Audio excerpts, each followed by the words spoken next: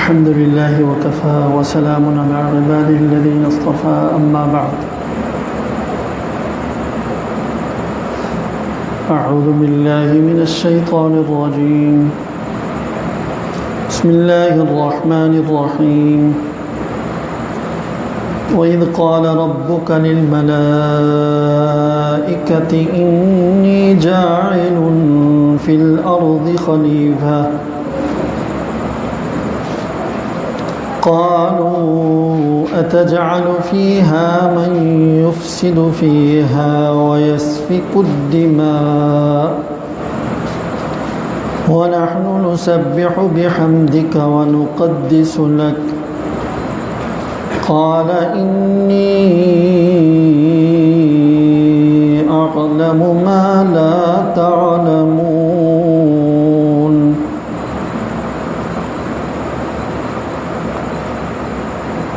اور یاد کریں اس واقعے کو، وَإِذْ قَالَ، اور یاد کریں، تذکرہ کریں اس واقعے کا، اِذْ قَالَ رَبُّكَ، جب کہا تھا تمہارے رب نے، لِلْمَلَائِكَةِ، فرشتوں سے، اِنِّی جَاعِلٌ، بے شک میں بنانے والا ہوں، فی الارض، زمین میں، خلیفتاً، ایک خلیفہ۔ قالوا، تو فرشتوں نے کہا، اتجعل فیہا، کیا آپ ایسے کو خلیفہ بناتے ہیں زمین میں، من یفسد فیہا، جو زمین کے اندر فساد پیدا کرے گا، ویسفک الدماء، اور خون خرابہ کرے گا، وَنَحْنُ نُسَبِّحُ، حالانکہ ہم تسبیح کرتے ہیں آپ کی، بِحَمْدِکَ، شکر کے ساتھ، وَنُقَدِّسُ لَكَ، اور ہم آپ کی تقدیس کرتے ہیں۔ قال، تو اللہ تعالیٰ نے ارشاد فرمایا، انی اعلم، میں وہ بات جانتا ہوں، ما لا تعلمون، جو تم نہیں جانتے۔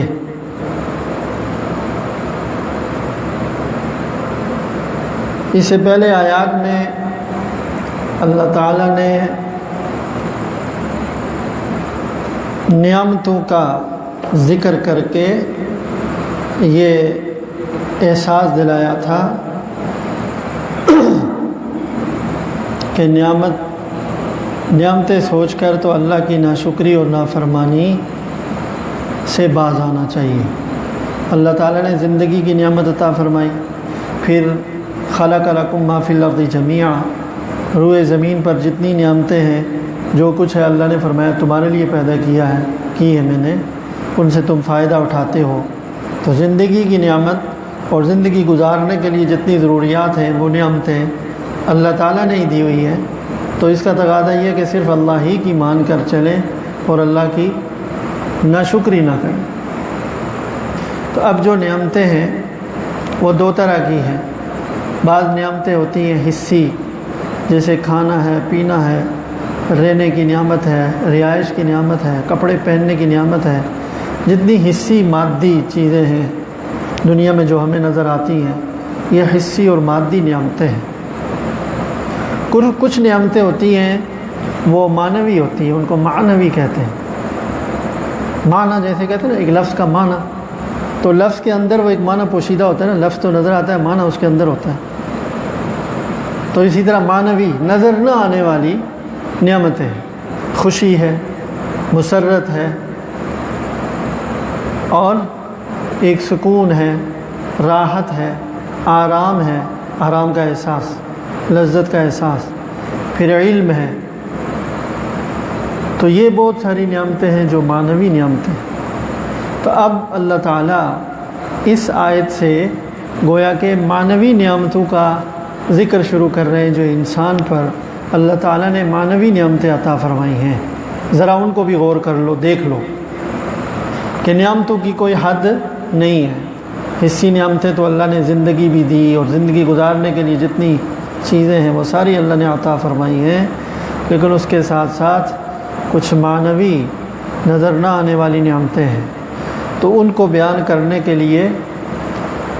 فرمایا کہ اس واقعے کو یاد کرو، اس کا تذکرہ کرو جب اللہ تعالیٰ نے فرشتوں سے ایک بات فرمائی تھی اس کائنات سے بہت، یہ زمین کے اوپر انسانوں کے آنے سے بہت پہلے۔ وہ کیا بات، کیا واقعہ ہے؟ تو فرمایا جب اللہ تعالیٰ نے فرشتوں سے یہ کہا تھا کہ میں زمین پر ایک خلیفہ بنانے والا ہوں، زمین کے اوپر میں ایک خلیفہ بناؤں گا، اللہ تعالیٰ نے فرشتوں کی مجلس میں فرشتوں سے یہ بات ارشاد فرمائی۔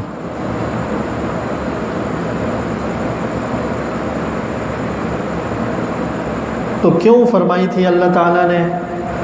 فرشتوں سے یہ ارادہ ظاہر فرمایا کہ میں زمین میں اپنا ایک خلیفہ اور نائب بنانے کا ارادہ میں نے کیا ہے؟ فرشتوں سے یہ بات ذکر کیوں فرمائی؟ تو فرشتوں سے یہ بات ذکر کرنے کی ایک وجہ تو یہ ہو سکتی ہے کہ اس پر جو فرشتوں نے سوال کیا، پھر اللہ تعالیٰ نے جو جواب دیا، یہ سوال و جواب بڑے حکمت پر اور بہت سارے علمی فائدے پر مشتمل ہیں، تو تاکہ انسانیت کو یہ معلوم ہو، اس لیے ان کے سامنے یہ بات ذکر کی کہ وہ لا محالہ اس پر کچھ سوال کریں گے۔ دوسری وجہ یہ بھی ہو سکتی ہے کہ اللہ تعالیٰ نے مشورے کے طور پر فرشتوں کے سامنے یہ بات رکھی کہ دیکھیں میں زمین پر ایک خلیفہ اور نائب بنانے والا ہوں، تو یعنی تم اپنی رائے دو، تمہاری رائے کیا ہے، تم اپنا خیال ظاہر کرو کہ میرے اس ارادے کے بارے میں تم کیا سمجھتے ہو کہ مجھے یہ ارادہ مکمل کرنا چاہیے، نہیں کرنا چاہیے۔ تو گویا ایک طرح سے مشورہ ہے۔ تو اللہ تعالیٰ تو مشورے کے محتاج نہیں ہے، اللہ رب العزت مشورے کے محتاج نہیں، اس لیے کہ مشورے کی ضرورت وہاں ہوتی ہے جہاں پر کسی بات کے سارے پہلو ایک آدمی کے سامنے نہ ہوں۔ اس کو ضرورت ہوتی ہے کہ کچھ عقل مندوں سے یا جس معاملے میں وہ مشورہ کرنا چاہتا ہے اس معاملے کو جاننے والے ماہرین، ان سے مشورہ کرے تاکہ جو باتیں اس سلسلے میں اس کے علم میں نہیں ہیں، اس کے خیال میں نہیں ہیں، تو دوسروں کے ذہن میں ہوں گی جو زیادہ علم رکھتے ہیں یا اس بارے میں واقفیت رکھتے ہیں، اور کوئی ایسے ہی پہلو بھی سامنے آ جائے گا جس پر اس نے غور بھی نہیں کیا ہوگا، اور پھر درست فیصلہ کیا جا سکے۔ تو مشورے کی ضرورت کب ہوتی ہے؟ جب سارے پہلو سامنے نہ ہوں، سارے گوشے سامنے نہ ہوں۔ اور اللہ تعالیٰ تو عالم الغیب ہے، اللہ کے سامنے تو ذرہ ذرہ ہے، یعنی اللہ تعالیٰ کے ہاں یہ بھی نہیں ہے کہ ایک چیز آئندہ ہونے والی ہے اور کوئی چیز پچھلے زمانے میں گزر گئی، یہ تو انسانوں کے مخلوق کے اعتبار سے۔ اللہ کے ہاں زمانے بھی سارے سامنے، ماضی حال مستقبل اللہ کے لیے کچھ نہیں ہے، اللہ کے لیے سب کچھ سامنے ہے، جو ماضی ہے وہ بھی سامنے ہے، جو ہمارے لیے مستقبل ہے وہ بھی سامنے ہے، اور ہر چیز کا علم ہے اللہ تعالیٰ۔ تو پھر مشورہ والی جو بات ہے کہ شاید مشورے کے لیے رکھی ہو، تو اس کی پھر مشورے کی ضرورت ہی کیا ہوئی؟ تو مشورے کی ضرورت ہے انسانوں کو تعلیم، مشورے کی اہمیت کی تعلیم دینا ہے کہ دیکھیں اللہ تعالیٰ نے بھی، جبکہ اللہ کو ضرورت نہیں تھی مشورے کی، تو اللہ نے فرشتوں کے سامنے ایک بات غور کرنے کے لیے رکھی کہ تم اپنی رائے ظاہر کرو، تو تعلیم دے دی۔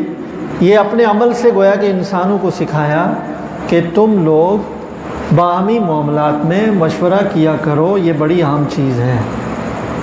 جیسے کہ نبی کریم صلی اللہ علیہ وسلم کو قرآن کریم میں اللہ تعالیٰ نے فرمایا وَشَاوِرْهُمْ فِي الْأَمْرِ، کہ صحابہ سے آپ معاملات میں مشورہ کیا کریں، مشورہ کیا کریں۔ اور یہ بھی فرمایا وَأَمْرُهُمْ شُورَى بَيْنَهُمْ، کہ رسول اللہ صلی اللہ علیہ وسلم اور آپ کے صحابہ کی شان یہ ہے کہ وہ باہمی مشورے سے سب کچھ کرتے ہیں، یہ ان کی صفت ہے۔ تو رسول اللہ صلی اللہ علیہ وسلم کو بھی مشورے کی ضرورت عام انسانوں کی طرح نہیں تھی، اس لیے کہ وما ينطق عن الهوى ان هو الا وحی یوحی، رسول اللہ صلی اللہ علیہ وسلم تو اپنی مرضی اور خواہش سے عام انسانوں کی طرح بولتے بھی نہیں تھے، تو ہر چیز وہی سے ہی تھی۔ اور فرض کریں کبھی آپ نے کہ اپنے اجتہاد سے اور اپنی سوچ سے کوئی فیصلہ یا کوئی بات کی بھی، اور اگر اللہ کے علم میں وہ کسی طرح وہ بہتر نہیں تھی تو اللہ نے فوراً مطلع کر دیا وحی کے ذریعے سے۔ تو آپ پر تو وحی آتی تھی، اگر کوئی بات کوئی پہلو اوجھل بھی رہ جاتا تو اللہ تعالیٰ وحی کے ذریعے سے رسول اللہ صلی اللہ علیہ وسلم کو مطلع کر سکتے تھے۔ اس کے باوجود فرمایا شاورہم فی الامر، صحابہ سے آپ مشورہ کیا کریں، یہ بھی تعلیم کے لیے، یہ بھی ہماری تعلیم کے لیے، ہمیں سکھانے کے لیے، امت کو سکھانے کے لیے کہ مشورہ بہت اہم ہے، اپنے معاملات میں مشورہ ضرور کیا کریں، مشورہ ضرور کریں۔ چنانچہ ایک حدیث میں بھی آتا ہے، فرمایا نبی کریم صلی اللہ علیہ وسلم نے ما خاب من استخار ولا ندیم من استشار، جس شخص نے کوئی کام استخارہ کرنے کے بعد شروع کیا وہ اس میں ناکام نہیں ہوگا، اور اسی طرح جس نے کوئی کام کرنے سے پہلے مشورہ کیا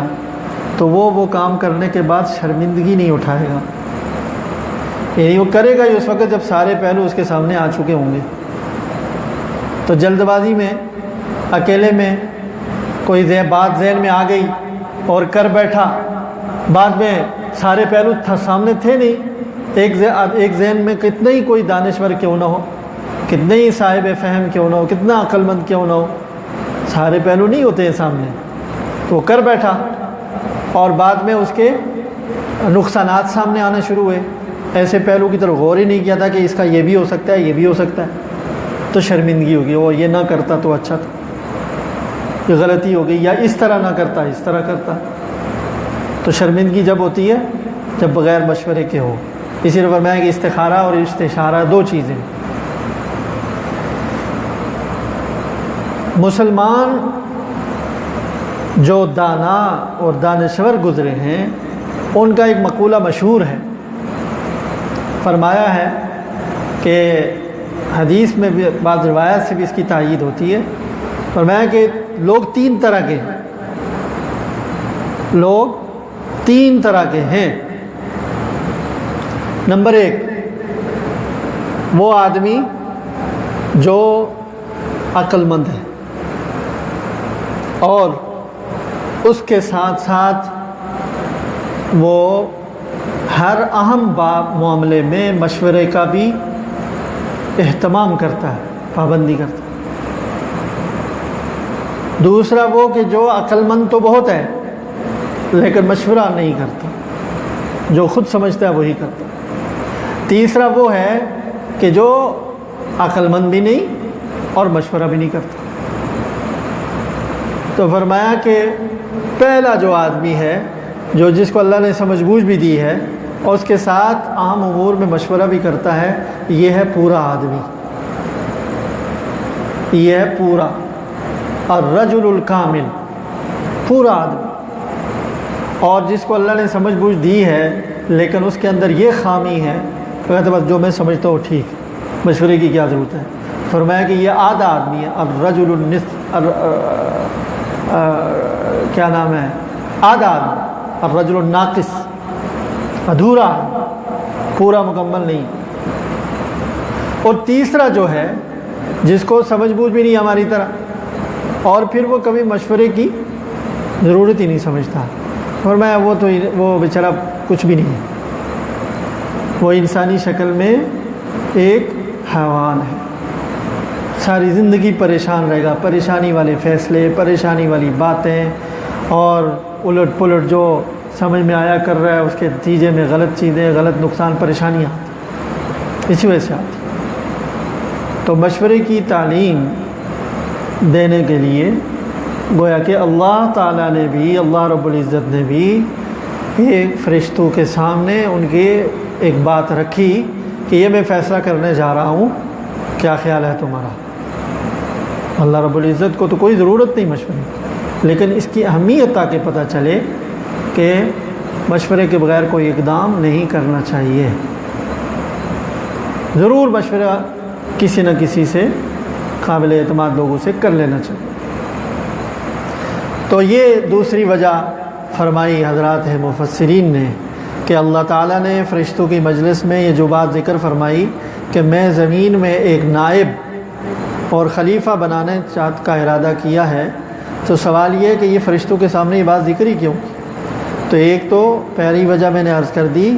اس لیے کہ تاکہ اس پر آگے فرشتوں نے ایک سوال کیا ہے اور اس سوال کا اللہ نے جواب دیا ہے، وہ خود ایک بہت بڑی علم کی چیز ہے، تاکہ وہ آنے والے انسانوں تک یہ بات پہنچے۔ اسی وجہ سے اللہ نے پوچھا، اللہ کو پتہ تھا کہ میرے یہ بات کہنے کے نتیجے میں وہ یہ سوال کریں گے، پھر میں یہ جواب دوں گا۔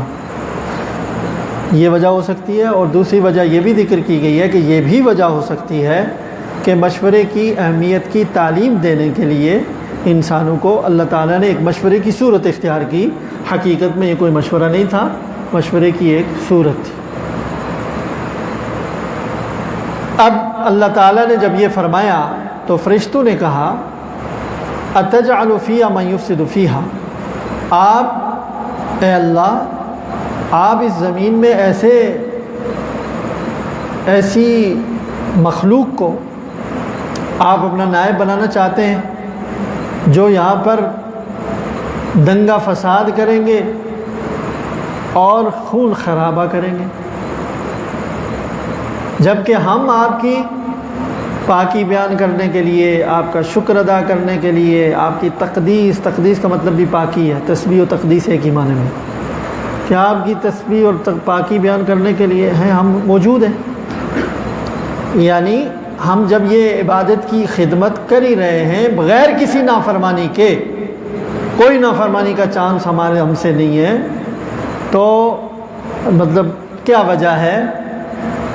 کچھ ایسی مخلوق آپ پیدا کرنے جا رہے ہیں کہ جو نافرمانی بھی کرے گی۔ یہ دیکھیں انہوں نے سوال کر لیا، یہ اعتراض نہیں تھا، ایک سوال تھا کہ اس میں کیا حکمت ہے؟ ہمیں تو یہ سمجھ میں آتا ہے کہ نہ ہو تو بہتر ہے، اس لیے کہ ہم آپ کی فرما برداری میں تو کبھی بھی نہ وہ کمی کوتاہی نہیں کرے گے۔ تو اللہ تعالیٰ نے اس کے دو جواب دیے، ایک حاکمانہ اور دوسرا حکیمانہ۔ حاکمانہ کا مطلب کیا ہے؟ حاکم مطلق، سمجھ میں آئی بات؟ اللہ تعالیٰ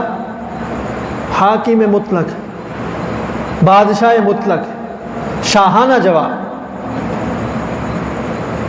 کہ وجہ بتانے کی ضرورت نہیں، میں جانتا ہوں جو تم نہیں جانتے۔ انہوں نے کہا کہ کیوں پیدا کر لیا؟ کہ انی اعلم ما لا تعلمون، جو میں جانتا ہوں وہ تم نہیں جانتے، تو مان کر چلو، تمہیں حکمتیں اس کی خود بخود نظر آ جائیں گی، آئیں یا نہ آئیں تو اب دیکھتے جاؤ۔ یہ حاکمانہ جواب۔ آگے حکیمانہ بھی ہے، باقاعدہ ایک کورس ہوا، امتحان ہوا، آدم علیہ السلام کا بھی ہوا، فرشتوں کا بھی ہوا، تو فرشتوں نے اقرار کر لیا کہ ہم نے مان لیا اللہ جو آپ کے علم میں آپ جو چیزیں حکمتیں آپ کے پیش نظر ہم نہیں سمجھ سکتے، وہ آگے اگلی آیت میں ہے۔ یہاں ایک بات ہے، وہ یہ کہ فرشتوں کو یہ کیسے پتہ چلا؟ فرشتے یہ کہہ رہے ہیں کہ اللہ آپ ایک ایسی مخلوق کو زمین پر اپنا نائب بنانے جا رہے ہیں جو فساد کرے گی، خرابی کرے گی، خون ریزی کرے گی۔ فرشتوں کو کیسے پتہ چلا؟ فرشتوں کو کیسے معلوم ہوا کہ یہ آدم اور اولاد آدم یہ اس مزاج کی ہوگی اور اس کے اندر اس طرح کی صلاحیت ہے کہ فرما برداری کے ساتھ نافرمانیاں بھی کرے گی اور گناہ بھی کرے گی؟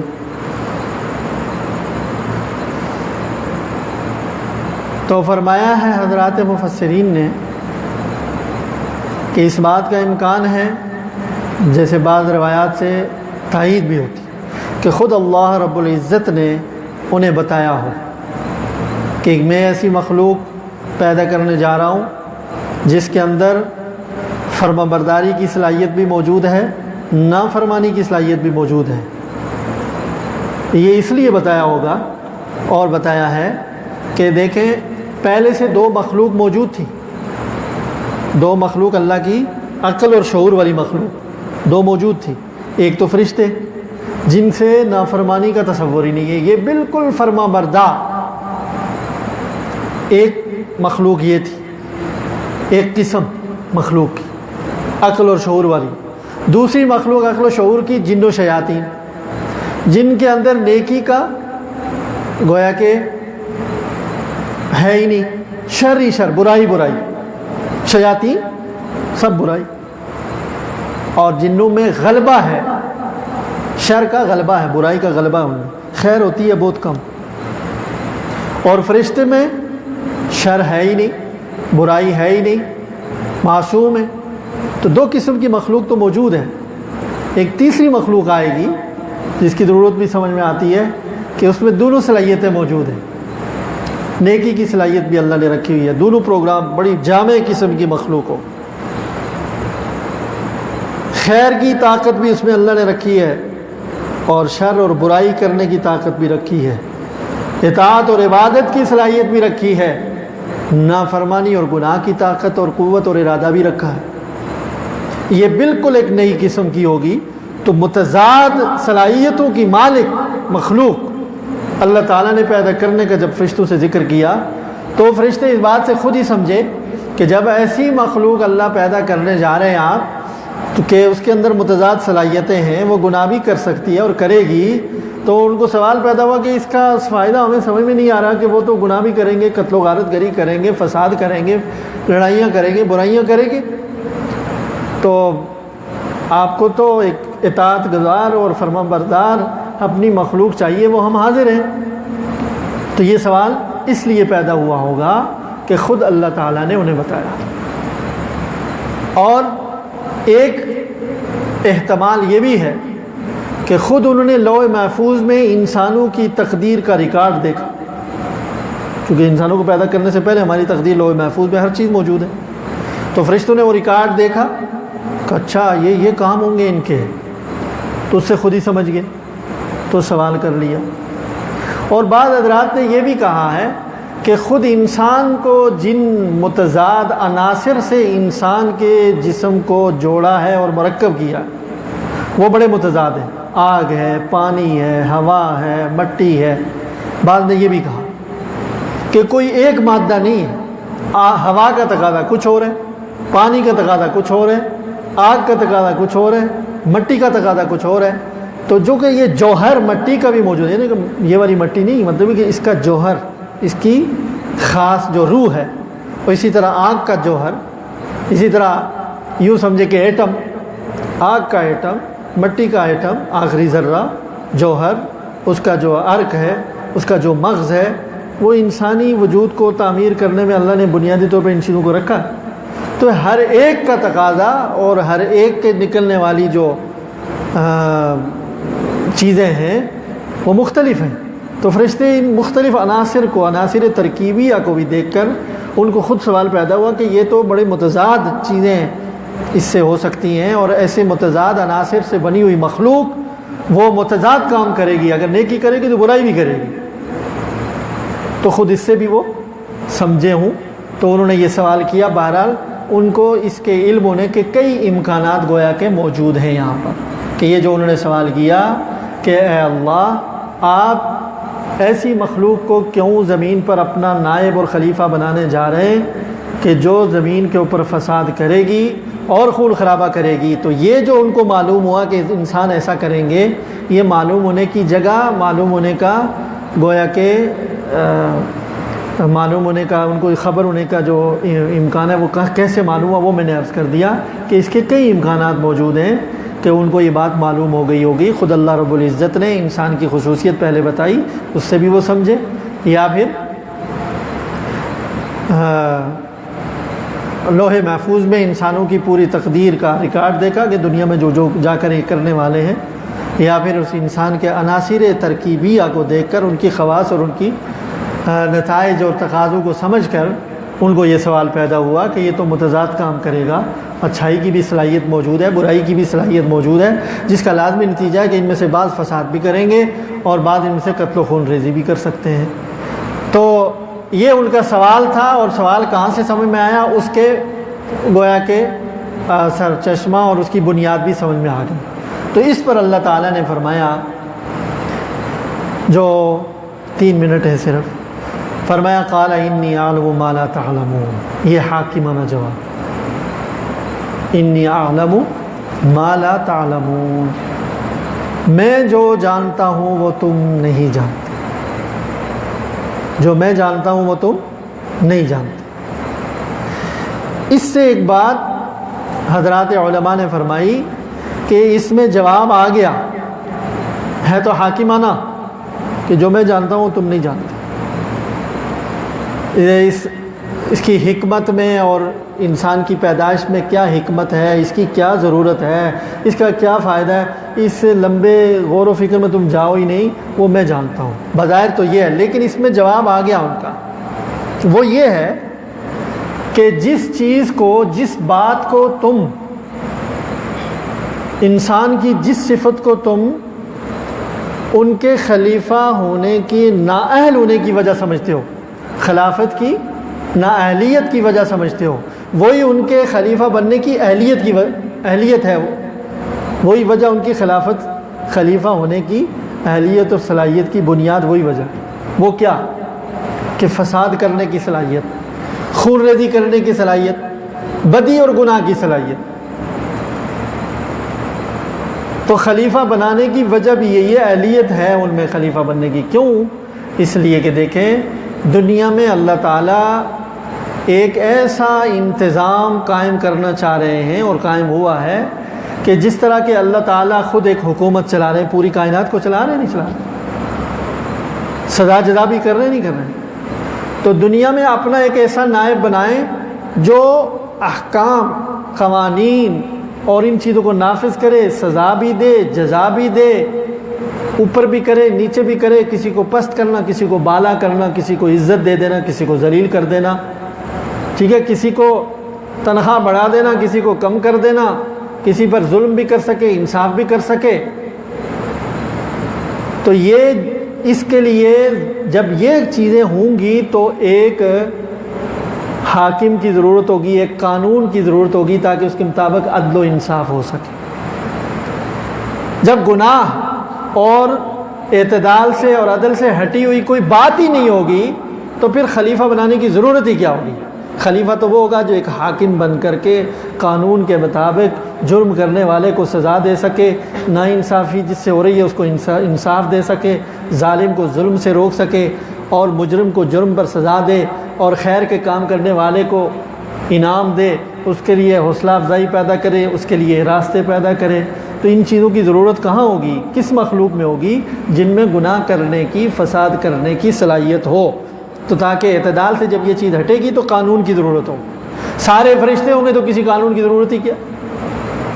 تو کوئی معصیت، نافرمانی، سرکشی، ناانصافی کا کوئی امکان ہی نہیں، تو پھر کیا قانون ہوگا، کیا حکومت ہوگی، کیا نظم ہوگا جو اللہ کی نیابت کی طرح کوئی ایک پوری بادشاہت ہو، قوانین ہو اور اس کا تنفیذ ہو؟ تو اس کی ضرورت جب ہی ہے، وہی مخلوق خلیفہ بننے کی اہلیت رکھتی ہے جس کے اندر یہ دونوں چیزیں، صلاحیتیں موجود ہیں۔ فساد ہونے کا امکان ہوگا تو ان کو قانون شریعت دیا جائے گا اور اللہ کی نیابت میں وہ اس قانون کو روئے زمین پر جاری کریں گے۔ تو اس لیے فرمایا انی اعلم ما لا تعلمون، کہ تم جس پہلو کو سمجھ رہے ہو کہ یہ ان کے نااہل ہونے کی وجہ ہے، حالانکہ وہی ان کے خلیفہ بننے کی اہلیت کی وجہ ہے۔ اس لیے کہ یہ سارے ہی تو فسادی نہیں ہوں گے، فساد کی صلاحیت انسان میں خیر کی بھی شر کی بھی ہے، لیکن یہ سارے ہی تو نہیں ہوں گے، عدل و انصاف والے بھی ہوں گے۔ تو اللہ تعالیٰ عدل و انصاف والوں کے ذریعے سے عدل و انصاف قائم کریں گے، علم والوں کے ذریعے سے علم پھیلائیں گے، خیر والوں کے ذریعے سے خیر پھیلائیں گے، شر کم۔ اس کے لیے پھر ایک نظم اور انتظام اور سسٹم کی ضرورت ہوگی، ایک ڈسپلن اور ایک حکومت کی ضرورت پڑے گی۔ حکومت اور ڈسپلن کی ضرورت وہیں پڑتی ہے جہاں پر کیا ہو، بے اعتدالی اور ناانصافی اور یہ چیزوں کا امکان ہو سکے، یہ چیزیں پیدا ہو سکیں۔ جہاں سب فرشتے ہی فرشتے ہوں، کس ڈسپلن کی کیا ضرورت ہے؟ ضرورت نہیں۔ تو یہ فرمایا انی اعلم ما لا تعلمون۔ 2 منٹ اوپر ہو گئے۔ اللہ تعالی ہمیں قرآن کو سمجھنے کی توفیق عطا فرمائے، اور بقیہ بات اگلا جو حکیمانہ جواب ہے وہ آگے آ رہا ہے، انشاءاللہ تعالی اس کو کل عرض کریں گے۔ وآخر دعوانا الحمدللہ رب العالمین۔